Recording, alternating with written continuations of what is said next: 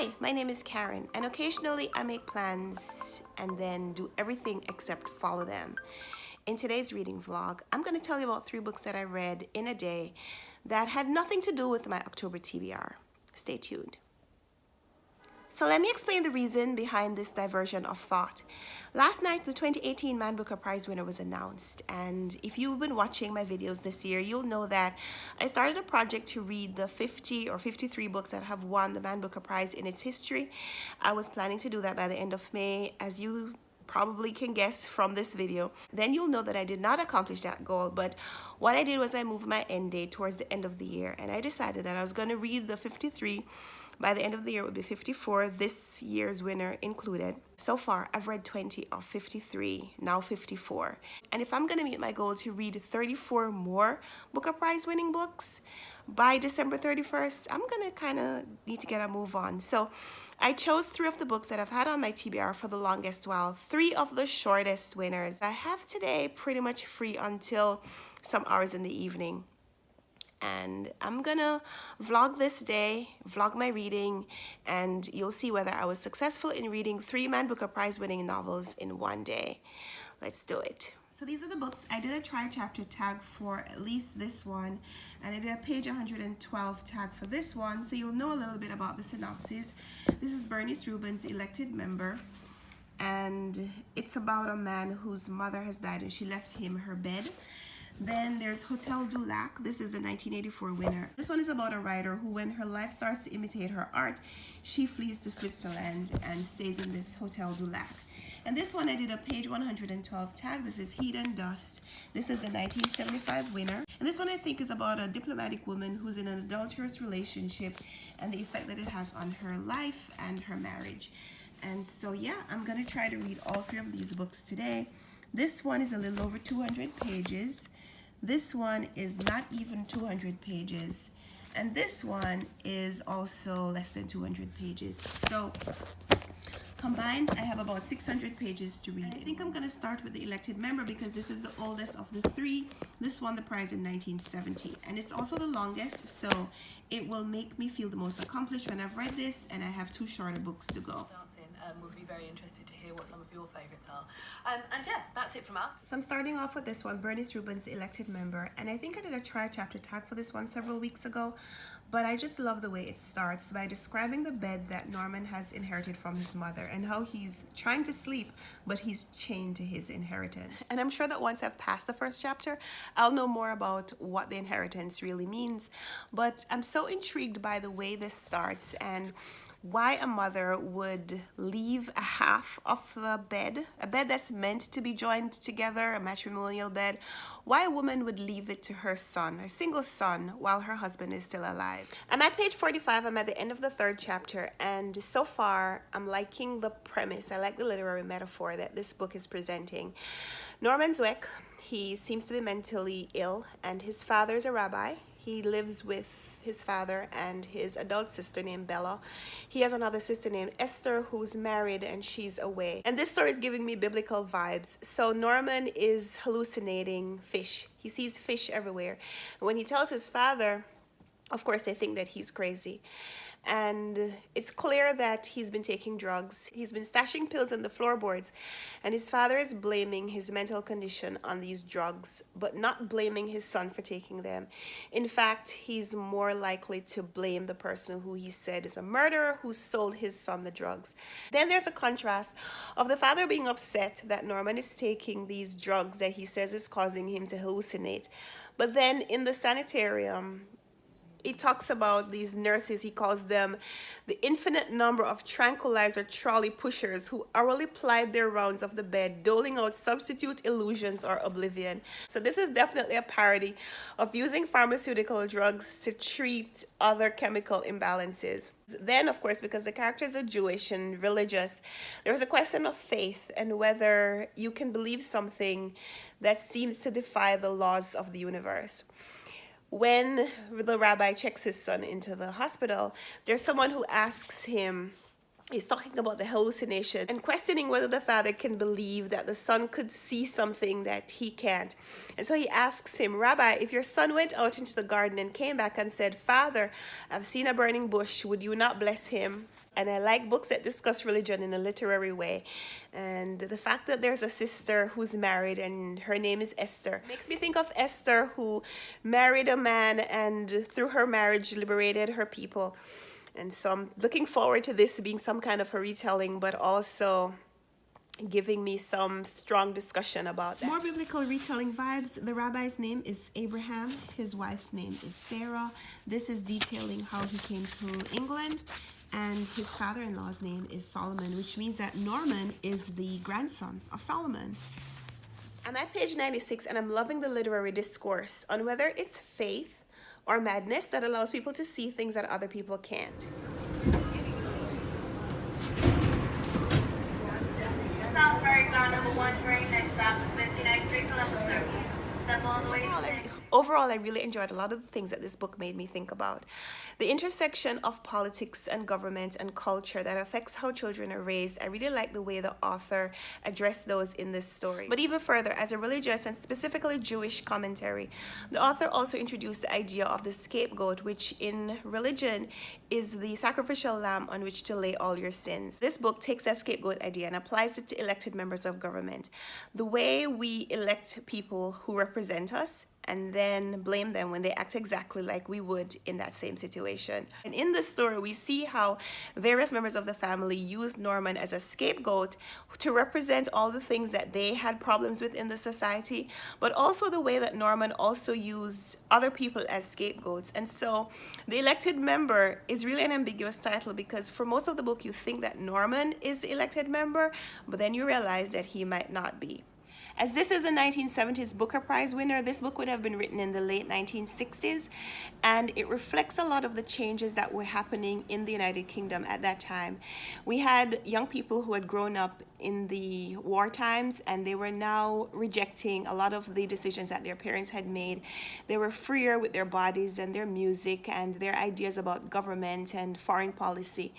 And we see in this book some of the compromises that the parents would have had to make in order for their children to exert those freedoms, but also the effects that those choices would have on the older generation. I really enjoyed the religious discussion, and there was a lot in this book that I could talk about, but I would recommend that you read this book. I loved it. I'm giving it 5 stars.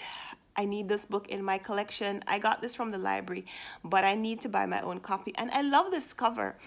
I love this cover.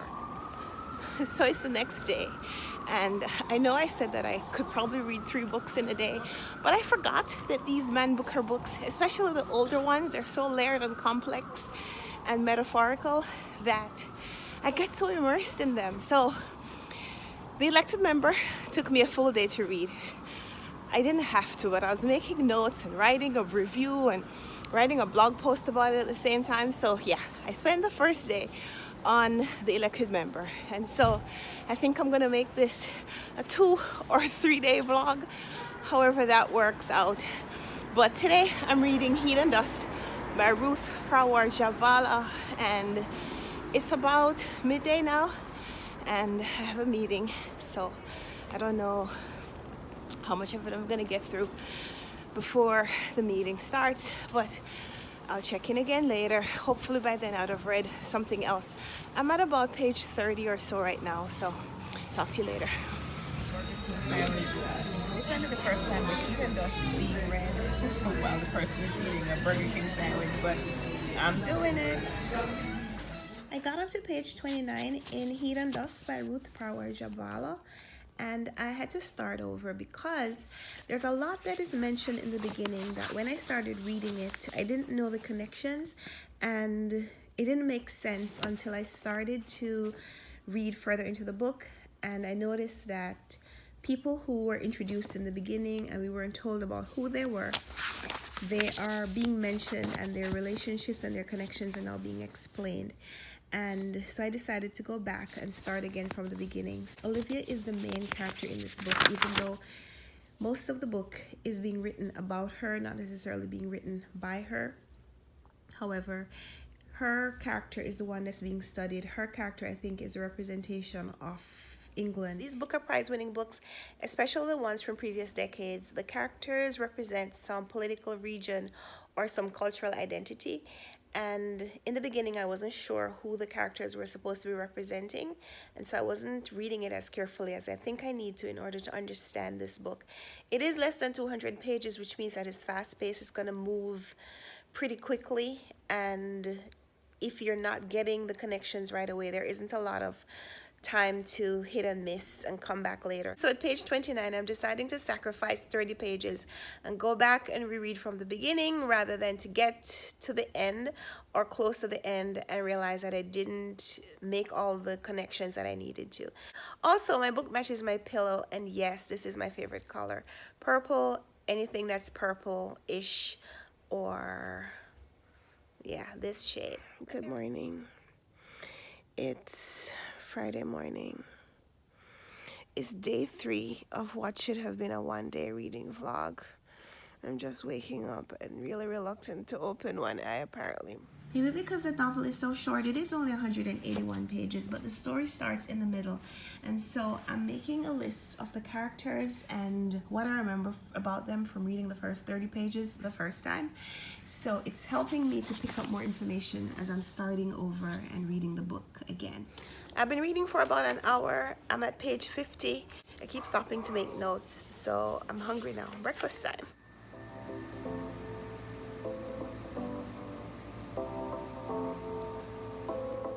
At page 108, and I'm in the final stretch, but I don't know if I told you what the book was about. So we have this woman. She's still unnamed. I'm at page 108, and she still hasn't revealed her name. She's a narrator, the granddaughter of a man named Douglas, and he was a civil servant in India in the 1920s. His English wife, Olivia, left him for an Indian prince, and another woman, a friend of his sister, came and fell for him, and they got married. And so the narrator's parents, and then the narrator herself came out of that lineage. But the narrator is this young woman. She's maybe around 30 years old, and she's inherited the letters that Olivia, who's the woman who had the affair, she's inherited the letters that the woman wrote to her sister. And she's now back in India investigating and trying to figure out what went down. But in the meantime, she's also reliving a lot of the life. So 50 years have gone by, and it's kind of like a Jubilee celebration, her going back to India and reliving this. Except it's not a Jubilee. And it's quite interesting how intrigued she is by the whole situation and what she's learning and the similarities between her experience and the experience of Olivia, and how India has changed and how it hasn't. I'm up, I got dressed, and I'm almost finished reading this book, and I'm liking it. I have about 30 pages to go, and I'm gonna try to finish them either before I go or I'll read them on my way. There's something about this book that's very different in that it's comparing the lives of these two English women, two branches of the same family, one man's wife as well as the granddaughter that he eventually bears with another woman, the woman that he marries after his wife leaves him.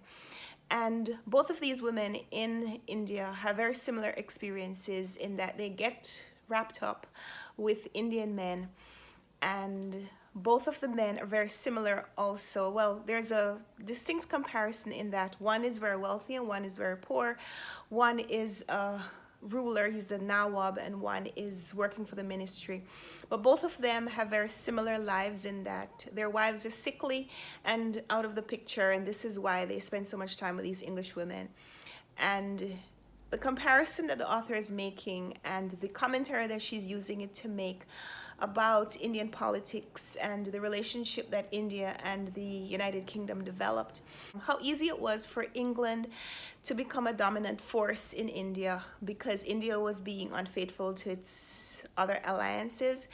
And I like that. I really like the fact that this story is so pregnant with meaning.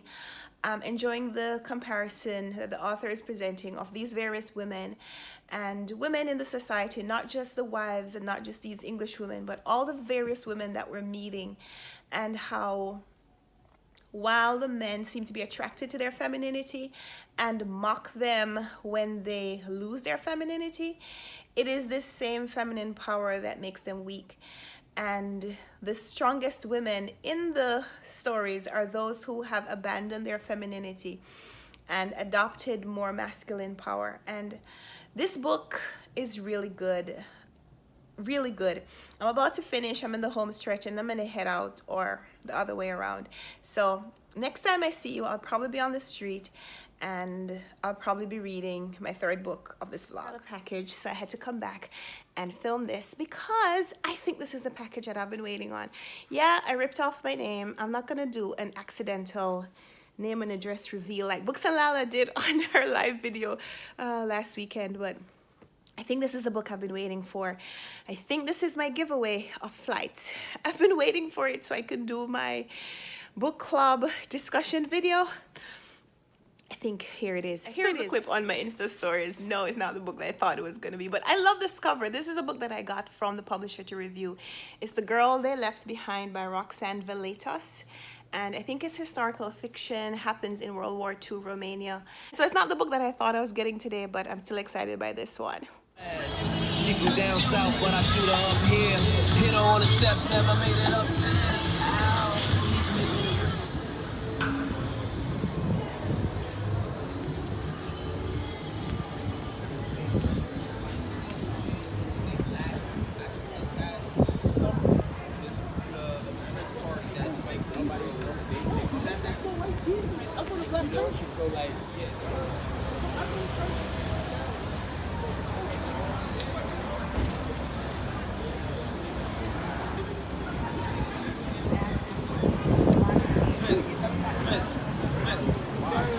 Can you please take this?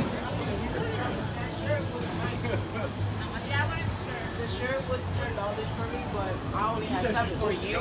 You're telling me you only had 7. You just did, oh, I don't have the right change.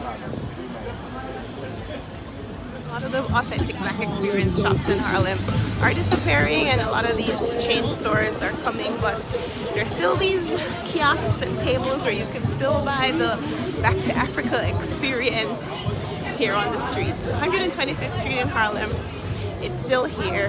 It's still resisting the big box stores and the chain stores. It's putting up the fight, putting up resistance.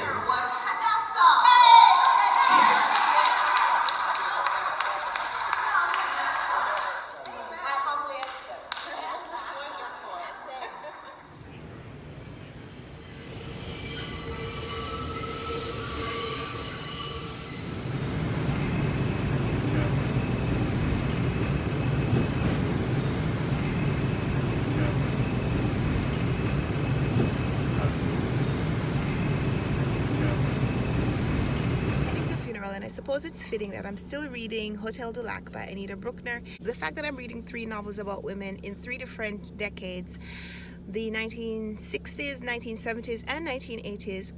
And this one specifically is talking about the changing roles of women. In this story, Edith Hope, she's a 30-something-year-old woman, and she's unmarried. She's having some kind of a relationship, and I use the word relationship very loosely because she's allowed herself to become bonded to a man named David who's married.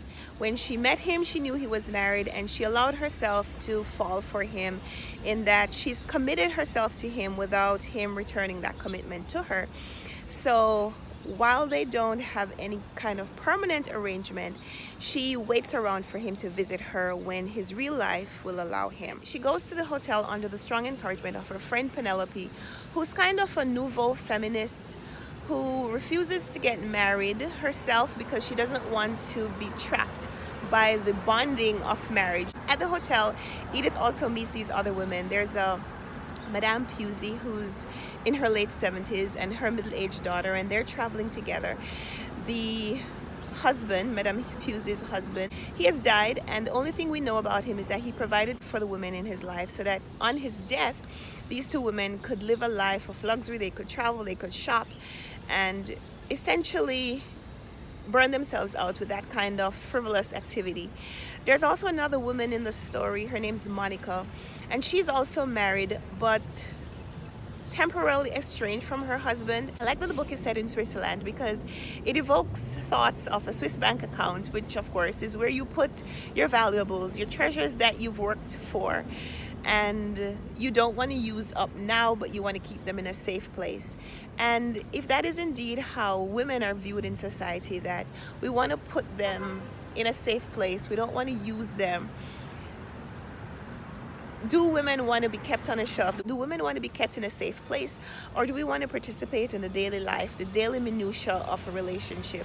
And so I like that the characters are going through this question. It's not a theme that I think I've read about in any other of the Man Booker books that I've read recently. Yeah, I stick post-its on my reading table. So yeah, it's official. This video has become the video where I wear a hat or have my head covered in almost every clip, but it's okay. I finished Hotel du Lac by Anita Brookner, and this is my 23rd book that I've read from the list of previous Man Booker winners. This is probably the one that's the biggest departure from what I'm used to from reading Man Booker winners.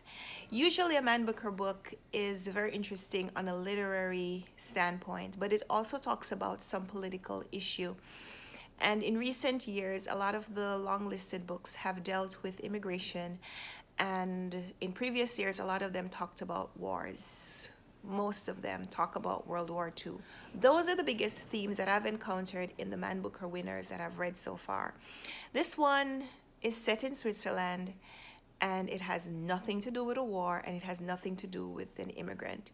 In fact, the woman in here, we don't really know where she's from, but we do know she's a writer, and she goes to stay in this hotel where there are a lot of high society women, and she feels a little like an outcast. She's not sure why she's there and if she fits in, and it's clear that she doesn't fit in.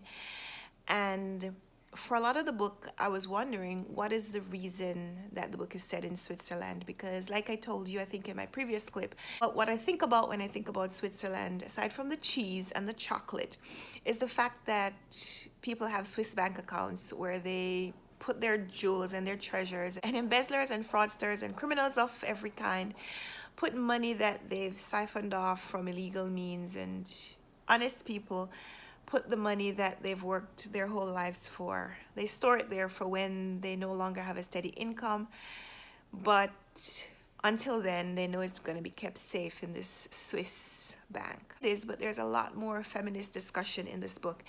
It portrays lots of female characters, and although there is a male or maybe even two male antagonists in this book, and one of them is the one who forces the main character, Edith, to come to terms with what she wants out of life as a woman, what she wants from society, what kind of woman she sees herself as, and what kind of compromises she's willing to make in order to realize that dream.